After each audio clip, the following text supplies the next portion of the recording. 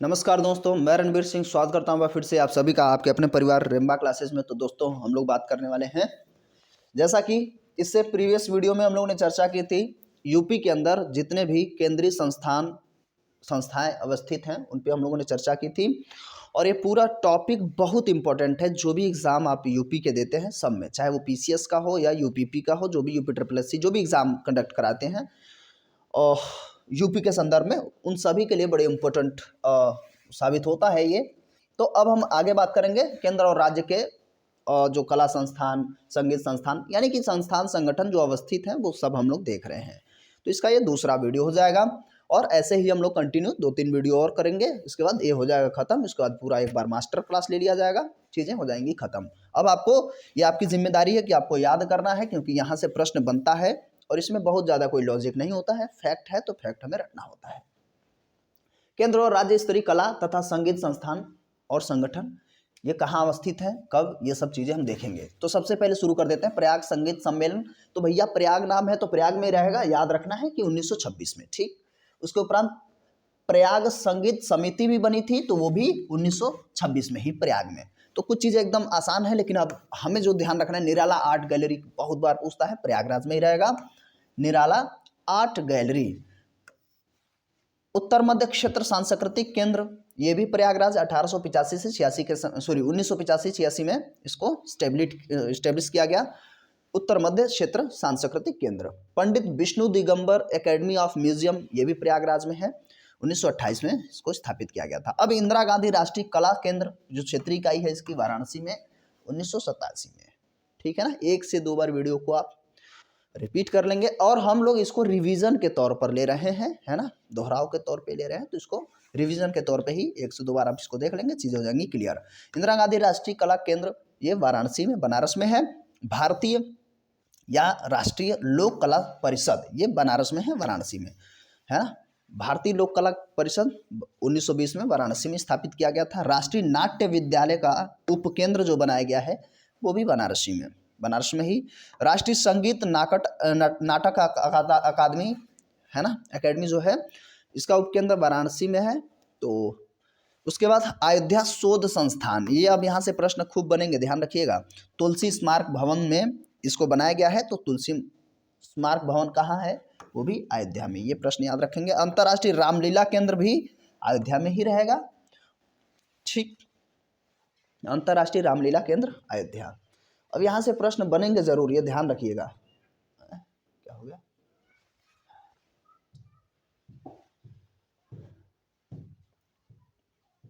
आगे बात करते हैं हम लोग। हरिऔध कला केंद्र भवन बहुत इंपॉर्टेंट है। हरिऔध कला केंद्र भवन आजमगढ़, है ना, आजमगढ़ हरिऔध। जनजातीय एवं लोक कला संस्कृति संस्थान लखनऊ में है, 1996 में, काफ़ी इंपॉर्टेंट है, बहुत बार रिपीट किया गया है और क्वेश्चन बनते ही बनते हैं। राजकीय वास्तुकला विद्यालय लखनऊ में है ना। कला एवं शिल्प महाविद्यालय लखनऊ 1911, ठीक। कला एवं शिल्प महाविद्यालय लखनऊ में 1911। भारत खंडे संगीत संस्थान, तो इसको जो है अक्टूबर 2000 में इसको डीम्ड विश्वविद्यालय के रूप में परिणित कर दिया गया। लखनऊ में 1926 में स्थापित किया गया भारत खंडे संगीत संस्थान। राज्य ललित कला अकेडमी बहुत ज़्यादा इंपॉर्टेंट है भाई, ये भी लखनऊ में ही है, 1962 में स्थापित किया गया। उत्तर प्रदेश संगीत नाट्य अकादमी, ये भी लखनऊ में है, 1963 में। फैक्ट है, बहुत ज़्यादा कंफ्यूज करता है, तो इसको 1 से 2 बार आपको देखना ही होगा, है ना। रविंद्रालय नाट्य केंद्र, ये भी लखनऊ में 1964 में। भारतेंदु नाट्य अकादमी, तो ये भी लखनऊ में हो जाएगा 1975 में, ठीक है ना। भारतेंदु नाट्य अकादमी 1975। राष्ट्रीय कथक संस्थान लखनऊ में है, 1988-89 में इसको स्थापित किया गया, तो याद रखेंगे राष्ट्रीय कथक। तो जानते हैं कथक उत्तर प्रदेश, कथकली केरल। उत्तर प्रदेश फिल्म, टेलीविज़न और लिबरल आर्ट इंस्टीट्यूशन, ये लखनऊ में 2016 में स्थापित किया गया। ध्यान रखेंगे उत्तर प्रदेश का फिल्म और टेलीविज़न एवं लिबरल आर्ट्स इंस्टीट्यूट। और देखिए फिल्म सिटी जो बनाई गई है वो नोएडा में है, लेकिन यहाँ पे फिल्म, टेलीविज़न और लिबरल आर्ट इंस्टीट्यूशंस है, तो ये आपका लखनऊ में हो जाएगा, ठीक। उसके बाद अब उत्तर प्रदेश संग्रहालय निदेशालय के संग्रहालय इत्यादि जो बनता है, इसके संदर्भ में भी प्रश्न बनते हैं, है ना। तो इसको देख लेते हैं, संग्रहालय, पुस्तकालय, ये सारे के सारे। 31 अगस्त 2002 को गठित उत्तर प्रदेश संग्रहालय निदेशालय के तहत वर्तमान में 15 संचालित व 4 निर्माणाधीन संग्रहालयों की सूची इस प्रकार है। हालांकि वो भी अब कंप्लीट हो गए, थोड़ा सा लेटा जो है। राजकीय संग्रहालय लखनऊ में 1863 में राज्य का सबसे पुराना हो जाएगा राजकीय संग्रहालय। राजकीय संग्रहालय मथुरा में है 1874 में, कुषाण और गुप्त अवशेष इसमें प्रचुर जैन सामग्री भी है। राजकीय संग्रहालय झांसी में है 1978, बुंदेलखंड क्षेत्र के सांस्कृतिक तत्व देखने को मिलते हैं। राजकीय बौद्ध संग्रहालय गोरखपुर में है। ध्यान रखेंगे, सिर्फ आपसे इतने से प्रश्न बन जाएगा कि कहाँ। राजकीय संग्रहालय लखनऊ, राजकीय संग्रहालय मथुरा तो अलग अलग है, राजकीय संग्रहालय झांसी, राजकीय बौद्ध संग्रहालय गोरखपुर। तो अभी बौद्ध संग्रहालय से ऐसे बनेगा। तो देखिए, राजकीय बौद्ध संग्रहालय कुशीनगर में भी है, राजकीय बौद्ध संग्रहालय पिपराहवा में भी, सिद्धार्थनगर में भी, लेकिन उसमें सन हमें ध्यान रखना है, सन से आगे बनेगा कैसे। 1987 में और गोरखपुर में स्थापित किया गया था।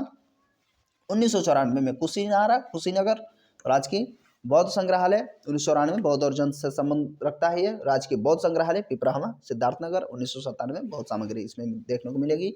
राजकीय पुरातत्व संग्रहालय कन्नौज में है, ये स्पेशली, इसको आपको स्पेशली याद रखना है, बाकी तो डबल ट्रिपल है।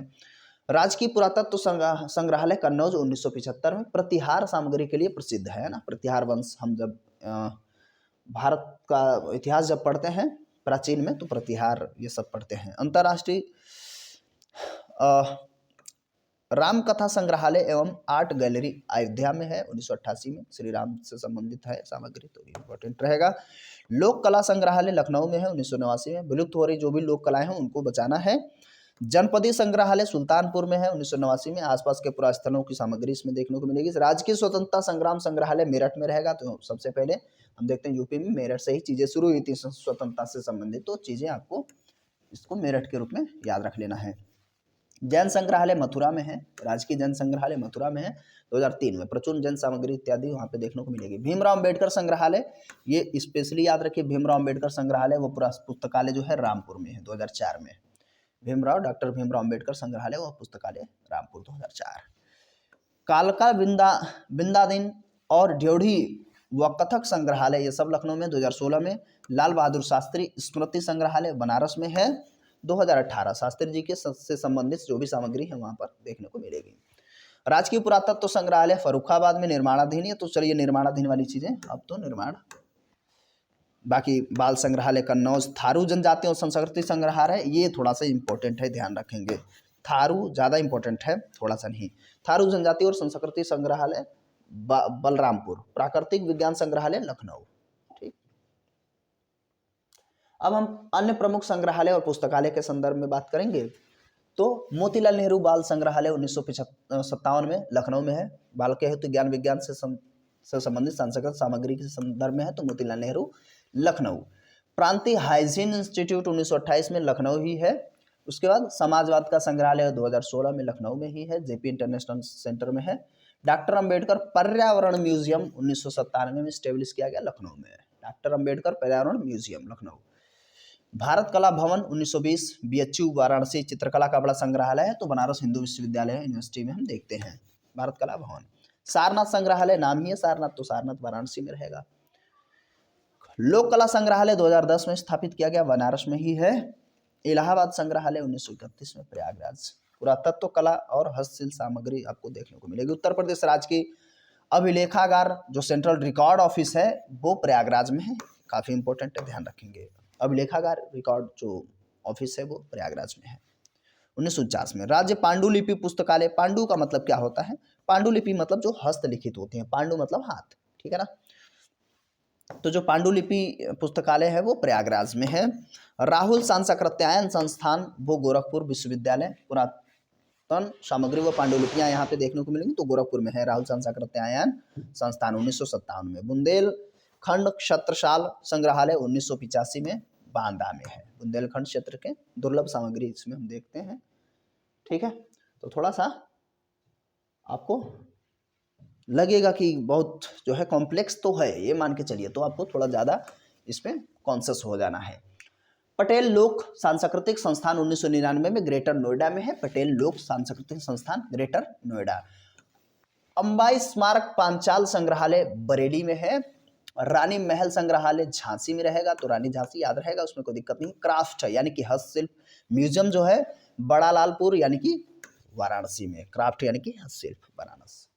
परफ्यूम इत्र जानते ही हैं, तो परफ्यूम पार्क जो है या इत्र पार्क एंड म्यूजियम ये कन्नौज है ना। तो सबसे ज़्यादा जो है इत्र का उत्पादन हम देखते हैं, जो फेमस है वो कन्नौज है हमारे यूपी में। 1 डिस्ट्रिक्ट 1 प्रोडक्ट के तहत इत्र सेंट है परफ्यूम। गुलबदन बेगम ने सबसे पहले गुलाब के फूल से इत्र का आविष्कार किया था। रामायण म्यूजियम जो हो जाएगा वो अयोध्या धाम में ही रहेगा।